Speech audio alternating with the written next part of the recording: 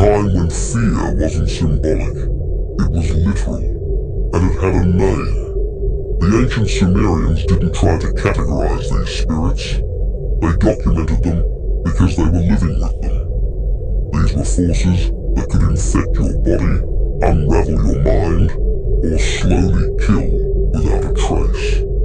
They carved protective prayers into stone, not to summon them, but to survive them. And even then, it wasn't always enough. Autonomous fragments of concentrated suffering. They didn't descend from heavens or crawl out of hell, were born from collective emotional chaos. The unresolved pain, hatred, and fear of entire cities. As human cruelty accumulated, something began to take shape within that energetic residue. Over time, it became conscious, and when it didn't forget where it came from.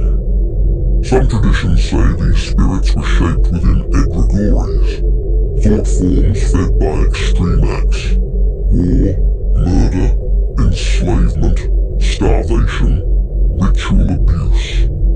The more intense the suffering, the more defined the entity became. Some latched onto individuals, others spread like fog across entire regions, attaching themselves to the land, to memories, to bloodlines. Ancient rituals spoke of a dangerous truth. If you knew the true vibrational name of one of these spirits, you could control it. This wasn't symbolic. The name wasn't just a label. It was an energetic signature. Knowing it gave you access to the entity's pattern. Who sees man.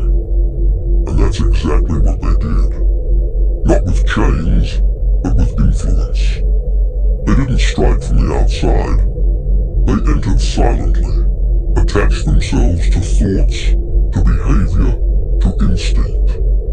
They gripped tightly, altering a person's mind and pushing them toward destructive patterns. And the worst part?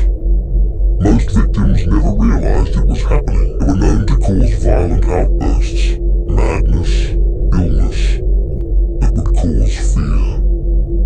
Once strong enough, they no longer needed to appear at all. They acted through people, influencing decisions, feeding on division, stoking conflict.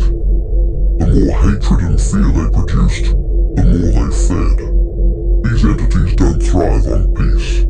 They thrive on wounds that never close, technologies infused with corrupted light, designed not to help, but to extract, to dominate, to possess. Other accounts describe them spreading through civilizations like a disease, corrupting life itself, turning human souls into fuel, enslaving entire societies with ideologies that glorify violence, division, and decay. And when they were finished with one world, they moved to the next, deforming and devouring everything in their path. Didn't possess people like in horror movies. It infiltrated them, quietly. Like a parasite, it latched onto the mind, feeding off negative emotions, magnifying them, depression, rage, despair. Over time, it could push a person into complete collapse without ever making itself known.